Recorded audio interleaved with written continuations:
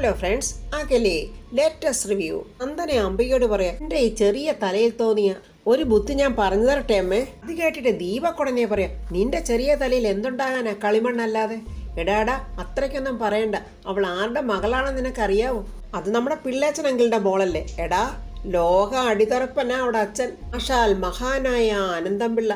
അപ്പോൾ അയാളുടെ വിത്ത് അത്രയ്ക്ക് മോശമാവുമോ? എന്നാൽ അങ്ങനെയല്ലമ്മേ, ചില വിത്തുകളൊക്കെ പടുമുളകളായിട്ടങ്ങ് മാറും. അങ്കിളിനാണെങ്കിൽ അടിമുടി പാരകളാ. ഇവൾക്കാണെങ്കിൽ ആ കഴിവുണ്ടെന്നൊന്നും എനിക്ക് തോന്നുന്നില്ല. എന്നാൽ എനിക്ക് തോന്നുന്നുണ്ടെങ്കിലോ? മോള് പറഞ്ഞു. ദീപു തൽക്കാലം കേൾക്കണ്ട.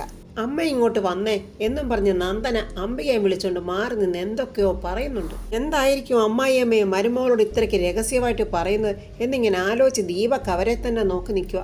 എന്തൊക്കെയോ നന്ദന പറഞ്ഞത് അംബികയ്ക്ക് ഇഷ്ടമായെന്ന് തോന്നുന്നു. അംബികയുടെ മുഖത്തൊരു പ്രസന്നതയും ഒരു ചിരിയൊക്കെ കാണുന്നുണ്ട്. അവനും ഹൃദയ ഇങ്ങനെ കാറിൽ പൊയ്ക്കൊണ്ടിരിക്കുക. പ്രതാപൻ ഇങ്ങനെ ഹൃദയെ നോക്കിയിട്ട് പറയുന്നു, ഇങ്ങനെ വേണം, വളരെ ആക്റ്റീവായിരിക്കണം. നമ്മൾ എന്തെങ്കിലുമൊക്കെ ജോലിയിൽ ഇങ്ങനെ ഏർപ്പെട്ടിട്ടിരുന്നാലേ നമ്മുടെ മൂഡ് ഓഫ് ഒക്കെ അങ്ങ് പോകും. ഈ മനസ്സിൽ വിചാരിക്കും, അച്ഛൻ ഇപ്പം നല്ല ഹാപ്പിയാണല്ലോ, അപ്പോൾ എല്ലാ കാര്യവും അച്ഛനോട് അങ്ങ് തുറന്ന് പറഞ്ഞാലോ.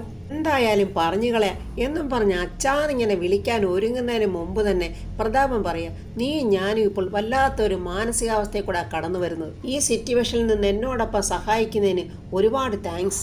അങ്ങനെ പ്രതാപൻ നല്ല സന്തോഷത്തോടെ കാറ് ഡ്രൈവ് ചെയ്തിങ്ങനെ പോവുകയാണ്. പ്രതാപനെ തന്നെ നോക്കിയിരിക്കുവാണ് ഹൃതിക. അവര് പറയുന്ന നോക്കി നിന്നിട്ട് വലിയ കാര്യമില്ലെന്ന് മനസ്സിലാക്കിയ ദീപക് റൂമിലോട്ട് വന്നു. നന്ദനെ അങ്ങോട്ട് വന്നിട്ട് ചോദിക്കുന്നത്, ദീപക് എന്താ അവിടെ കാത്തു നിൽക്കാതെ എളുപ്പമെങ്കിൽ പോകുന്നത്?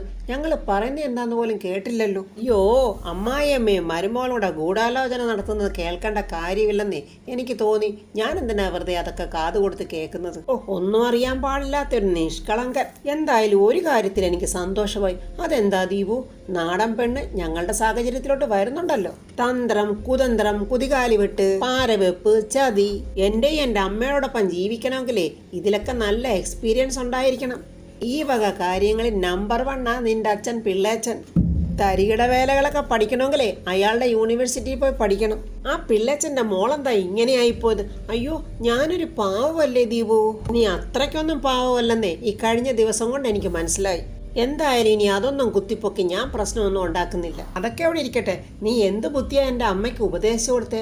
അതൊക്കെ എൻ്റെ തലയിൽ ഉദിച്ച ഒരു ചെറിയ ബുദ്ധിയാ. അപ്പോൾ നിന്റെ തലച്ചോറത്ര നിസാരക്കാരിയൊന്നും അല്ല, ബുദ്ധിയൊക്കെ ഉണ്ട്. ഇയാൾ അമ്മയ്ക്ക് പറഞ്ഞു കൊടുത്ത ഐഡിയ എന്തുവാ? അതെ, റോഡിൽ ഒരു ആക്സിഡന്റ് ക്രിയേറ്റ് ചെയ്യുക, എന്നിട്ടത് വല്യമ്മാവിന്റെ അവളുടെയും പെടലിക്ക് വെക്കുക. എങ്ങനെയുണ്ട് ദീപു? അയ്യേ, ഇതാണോ നിന്റെ ബുദ്ധി?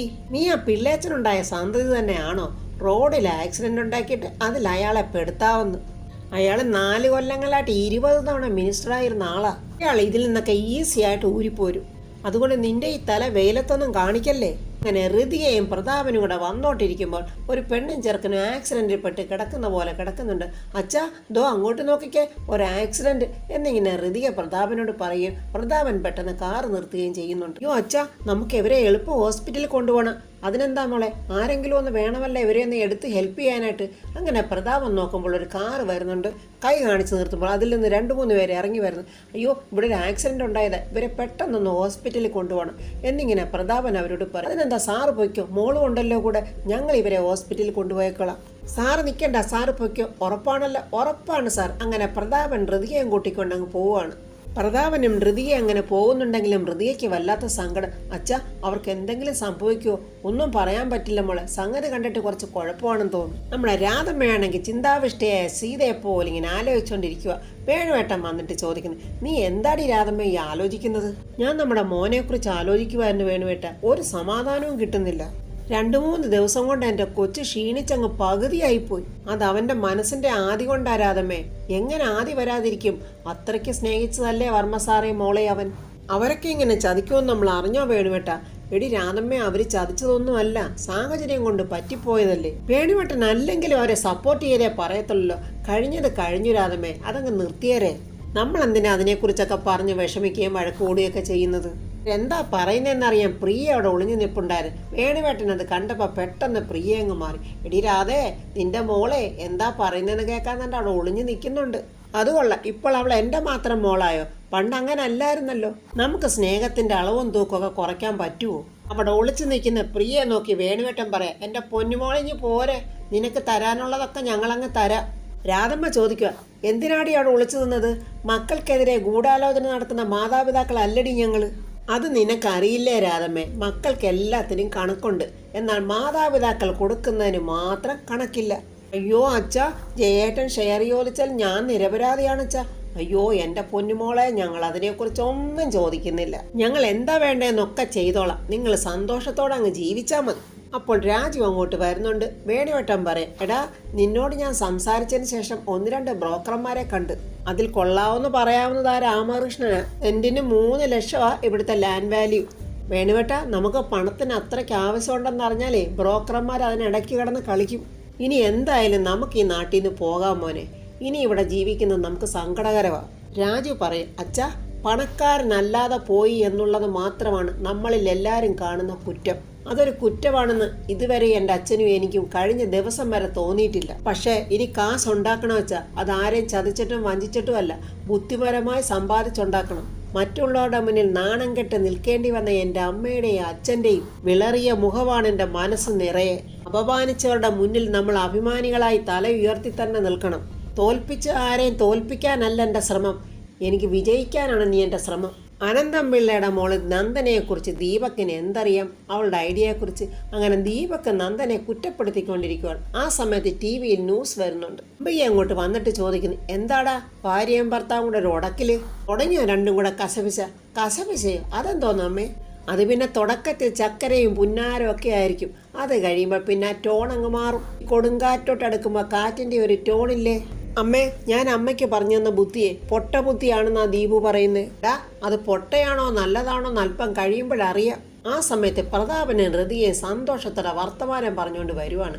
അത് കണ്ടുകൊണ്ട് ദീപക്ക് നന്ദനോട് പറയും, താണ്ടടി നിന്റെ ബുദ്ധി ഒരു പോറൽ പോലും കേൾക്കാതെ വരുന്നുണ്ട്. പ്രതാപൻ വലിയ സന്തോഷത്തോടെ അമ്പിയോട് പറയാം, ഇവിടെ പഴയ സ്മാർട്ട്നെസ്സിലോട്ട് തിരിച്ചു വന്നിട്ടുണ്ട്. ഞാൻ ഇത്രയും കാലം രാഷ്ട്രീയക്കാരനായിട്ട് നടന്നെങ്കിലും ഇതുവരെയും പലതും പഠിച്ചിട്ടില്ല. ഇതൊക്കെ ആരോടാ പറയുന്നത്? ആ എതിരാളി അംബികയോടും നന്ദനയോടും ദീപക്കിനോടും ഒരു വളിച്ച ചിരി പാസാക്കി എല്ലാവരും ഇങ്ങനെ നോക്കി നിൽക്കുക. പക്ഷേ പൊളിറ്റിക്സിൽ ഇവൾക്ക് എല്ലാ ട്രിക്സും അറിയാം. ഇടുക്കിയ എൻ്റെ മോള്. യാമിനി അത് കേട്ടോണ്ട് പറയാം, അത് പിന്നെ ഇല്ലാതിരിക്കുവോ ചേട്ടാ? ഈ നിൽക്കുന്നത് ആരുടെ മോളാ? ആരുടെ കൊച്ചുമോളാ? ഇത് കേൾക്കുമ്പോൾ പ്രതാപന് വലിയ സന്തോഷം. പ്രതാപൻ ഉടനെ പറയാം, പക്ഷെ മഹാദേവ വർമ്മ സാറിന് രാഷ്ട്രീയ തന്ത്രങ്ങളൊന്നും അറിയില്ലായിരുന്നു, പക്ഷെ വലിയ ധൈര്യശാലിയായിരുന്നു. അംബിക മനസ്സിൽ പറയാം, എന്ത് ധൈര്യശാലി ആയാൽ എന്താടാ, അയാളെ തീർത്തത് ഞാനാടാ. TV-യിൽ ന്യൂസ് വരുന്നു, അജ്ഞാത വാഹനമിടിച്ച് ദമ്പതികൾ മരിച്ചു. ഇടപഴനി വട്ടിയൂർക്കാവ് ഒരു അജ്ഞാത വാഹനമിടിച്ച് ദമ്പതികൾ മരിച്ചു. പ്രതാപൻ ഹൃതിയോട് പറയുക, മോളെ ഇത് നമ്മൾ അല്പം മുമ്പ് കണ്ട ആ ആക്സിഡന്റ് കേസല്ലേ? മരിച്ച ദമ്പതികൾ ഇതുവരെ ആരാണെന്ന് തിരിച്ചറിഞ്ഞിട്ടില്ല. അച്ഛാ, ഇത് അവര് തന്നെ, നമ്മൾ കണ്ട ആൾക്കാർ തന്നെ. അയ്യോ കഷ്ടവായിപ്പ്, ഞങ്ങളിപ്പോ അവരെ കണ്ടിട്ട് വന്നതാണല്ലോ. നന്ദനെ ഒഴുക്കിയ പ്ലാനാണെന്ന് അവർക്ക് ആർക്കും അറിയില്ലല്ലോ. ഇത് അംബികയ്ക്കും നന്ദനയ്ക്കും മാത്രം അറിയും. കിട്ടിയ വാർത്ത, ദമ്പതികൾ മരിച്ചതിൽ പുതിയ വഴിത്തിരിവ്. ദമ്പതികളെ ഇടിച്ചു തെറിപ്പിച്ചിട്ട് പോയ വാഹനം മുൻ മന്ത്രി പ്രതാപ് വർമ്മയുടേതാണെന്ന് തിരിച്ചറിഞ്ഞിരിക്കുന്നു. ദീപക്ക് നന്ദനെ ഒരു സന്തോഷത്തോടെ നോക്കുന്നുണ്ട്. ഇവള് വിചാരിച്ച പുള്ളി അല്ലല്ലോ. ഒരു ഞെട്ടലോടെ പ്രതാപൻ അങ്ങ് ചാടി എഴുന്നേറ്റ് അംബിക കരച്ചിലിന്റെ വക്കത്തെത്തി. അയ്യോ എന്റെ ദൈവമേ, ഞാൻ എന്തൊക്കെയായി കേൾക്കുന്നേ? ചതിയ ചേച്ചി, ഞങ്ങൾ ആരെ ഇടിച്ചു വീഴ്ത്തിയിട്ടില്ല. ദമ്പതികളെ ഇടിച്ചു വീഴ്ത്തിയതിനു ശേഷം ആശുപത്രിയിൽ പോലും കൊണ്ടുപോകാതെ പ്രതാപ് വർമ്മ കടന്നു പോകുന്ന കാഴ്ചയാണ് നിങ്ങൾ കാണുന്നത്. അയ്യോ അച്ഛാ, ഇത് ചതിയാ മോളെ, വൻ ചതിയാ. പെണ്ണും പിള്ളയുടെ ബുദ്ധിയിൽ അഭിമാനത്തോടെ ദീപക്കിങ്ങനെ നോക്കി നിൽക്കുക നന്ദനെ. ഞാൻ എന്തൊക്കെയോ ഒരു ഡയറിയിൽ എഴുതുന്നു. പ്രിയ വന്നിട്ട് ചോദിക്കുന്നു, അല്ല ജേട്ടൻ എല്ലാം നിർത്തിയിട്ട് ഇപ്പൊ നോവൽ എഴുതാൻ തുടങ്ങിയോ? ഇത് നോവലും നാടകമൊന്നും അല്ലടി, മേടിക്കാനുള്ള സാധനങ്ങളുടെ ലിസ്റ്റ് എഴുതുക. എന്ത് ലിസ്റ്റിന്റെ കാര്യമാ എടി? നമ്മൾ വീട് വെച്ചങ്ങോട്ട് മാറുമല്ലേ, അവിടത്തേക്ക് വാങ്ങിക്കേണ്ട സാധനങ്ങളുടെ ലിസ്റ്റ് എഴുതുന്നത്. അതിന് ഇതൊക്കെ മേടിക്കാനുള്ള കാശ് എവിടുന്ന? ഇവിടുന്ന് കിട്ടുന്ന ചക്കക്കുരുവൊന്നും അല്ലല്ലോടി പ്രിയ, ഷെയർ അല്ലേ? ബെസ്റ്റ് ബ്രോക്കറോട് വസ്തു വിൽക്കാൻ പോകുന്നു പറഞ്ഞതല്ലേ ഉള്ളു. ഇതിനു മുമ്പേ ജയേട്ടൻ കണക്കെഴുതി തുടങ്ങിയോ? ഇങ്ങോട്ട് തന്നേ ജയേട്ടാ, ഞാനൊന്ന് നോക്കട്ടെ. കാർ, ഇത് അത്യാവശ്യമാണ്. ബൈക്ക് എന്തിനാ? അത് വേണ്ട. സോഡാ മേക്കർ, അങ്ങനെ എന്തൊക്കെയോ ഒരുപാട് കാര്യങ്ങൾ ഇങ്ങനെ ജയൻ എഴുതിയിരിക്കുക. Washing machine, fridge, microwave, dish washer, ഇനി എന്തൊക്കെയാ എഴുതിയിരിക്കുന്നത്? അങ്ങനെ ജയൻ ഒരു നീണ്ട നിര തന്നെ അങ്ങോട്ട് എഴുതിയിരിക്കുക. പ്രിയ പറയാ, ആദ്യം കിട്ടുന്നത് എത്രയാണെന്ന് നോക്കട്ടെ. വേണുവേട്ടനും രാധമ്മ ആ ന്യൂസ് കാണുന്നുണ്ട്. പ്രതാപ് വർമ്മയും മകളും സഞ്ചരിച്ചിരുന്ന കാറാണ് ദമ്പതികളെ ഇടിച്ചു വീഴ്ത്തിയെന്നൊക്കെയുള്ള ന്യൂസ് അവരും കണ്ടോണ്ടിരിക്കുക. രാജു ആ ന്യൂസ് കണ്ടിങ്ങനെ ഞെട്ടി നിൽക്കുക. ഇത്രയും നാളും പുകഴ്ത്തി പറഞ്ഞിരുന്ന പ്രതാപ് വർമ്മയെ വളരെ മോശമായിട്ടാണ് അവർ ചിത്രീകരിക്കുന്നത്. പ്രിയയും ജയനും അങ്ങോട്ട് വന്നിട്ട് പ്രിയ പറയാം, ദാണ്ടമ്മേ കണ്ടോ, കൊടുത്ത കൊല്ലത്തും കിട്ടും, കണ്ടില്ലേ? പണ്ടൊക്കെ പിന്നെയായിരുന്നു, ഇപ്പോഴാണ് ദൈവത്തിന് ഒന്നിനും ഡിലേ ഇല്ല. അപ്പോഴപ്പോഴങ്ങ് കൊടുക്കും. വേണിമേട്ടനത് കണ്ടിട്ട് പറയാം, വഴക്കും പിണക്കും ഒക്കെ അവിടെ കിടക്കും. എന്തൊക്കെയായാലും മോനെ അവിടെ വരെ ഒന്ന് പോയി അന്വേഷിക്കണം. ആര് പോകുമെന്ന് അച്ഛാ? അതെ, രാജു പോകും. അമ്മേ കേട്ടോ അച്ഛൻ പറയുന്നത്, രാജു പോകുമെന്ന്. ഈ അച്ഛന് നാണോ മാനോ ഒന്നും ഇല്ലാതായോ? നാണത്തിന്റെയും മാനത്തിന്റെയും കാര്യമൊന്നും അല്ല പ്രിയെ. അവർക്കൊരാപത്ത് വരുമ്പോൾ പോയെന്ന് അന്വേഷിക്കണ്ടേ? അമ്മ എന്താ ഇതൊക്കെ കേട്ടിട്ട് ഒന്നും മിണ്ടാൻ നിൽക്കുന്നത്? അച്ഛനെ രാജുവിനെ നാണം കെടുത്താൻ വേണ്ടി വീണ്ടും അങ്ങോട്ട് പറഞ്ഞു വിടുക. നല്ല ഉറച്ച വിശ്വാസത്തോടെ നല്ല ധൈര്യത്തോടെ രാധമ്മ പറയാ, അങ്ങോട്ട് എൻ്റെ മോൻ പോകുന്ന പ്രശ്നമില്ല.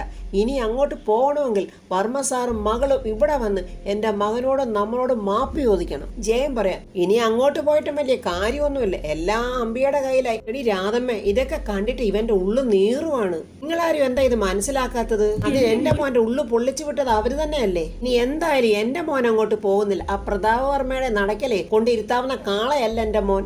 ഇവനെ ഞാനിനി അങ്ങോട്ട് വിടുന്ന പ്രശ്നമില്ല. നീ അകത്ത് പോയി കിടന്ന് ഉറങ്ങടാ.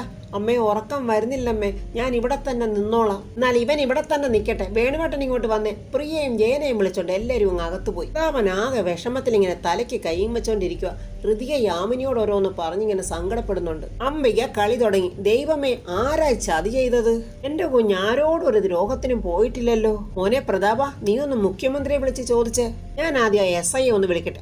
അതെന്തായാലും നല്ല കാര്യമോ മോനെ. അങ്ങനെ SI ആയിട്ട് സംസാരിക്കുന്നതിന്റെ കാര്യങ്ങളൊക്കെ ഞാൻ അറിഞ്ഞു. എന്ത് പറ്റിയതാ സാറേ? നടന്നത് എന്താണെന്ന് ഞാൻ ഡീറ്റെയിൽ ആയിട്ട് പറയാം എന്നൊക്കെ പ്രതാപൻ പറയുന്നുണ്ട്. ആ ആസ്പത്രി കൊണ്ടുപോയവരെയാണ് സംശയിക്കേണ്ടത് എന്നൊക്കെ പ്രതാപൻ പറയുവാണ്. ഞാനിപ്പോൾ മന്ത്രിസഭയിൽ ഇല്ലെങ്കിലും പാർട്ടി പ്രസിഡന്റ് അല്ലേ സാർ? എനിക്ക് ശത്രുക്കൾ ഉണ്ടാവുക എന്നുള്ളത് ഉറപ്പല്ലേ സാറേ? തെളിവുകൾ മൊത്തം സാറിനെതിരാണ്. മീഡിയ ആണെങ്കിൽ ഇത് ഏറ്റെടുത്തും കഴിഞ്ഞു. അവരെടുത്തിട്ട് അലക്കുക സാർ. എന്നാലും ഞങ്ങളൊന്ന് ഡിസ്കസ് ചെയ്യട്ടെ. മോനെ പ്രതാപ, അയാൾ എന്തുവാ പറഞ്ഞേ? അത് തെളിവുകളൊക്കെ എതിരാണെന്ന്. എന്റെ ഈശ്വര, ഇതെന്തോ ഒരു കഷ്ടകാലമാ മോനെ. അംബിക വീണ്ടും കളി തുടങ്ങി. ഇവള് കൂടെ വന്നപ്പോഴേ ഞാൻ കരുതിയതാ എന്തെങ്കിലും ഇതുപോലെ നാശങ്ങൾ ഉണ്ടാവുമെന്ന്. അത്രയ്ക്ക് നന്മയുള്ളവളാണല്ലോ ഇവൾ. ദീപക്ക് നന്ദനയിരുന്ന് ചിരിക്കുവാണ്. ഋതികയെ നോക്കി ദേഷ്യത്തോടെ അംബിക പറ, ശാപം പിടിച്ച ഒരു സന്തതി.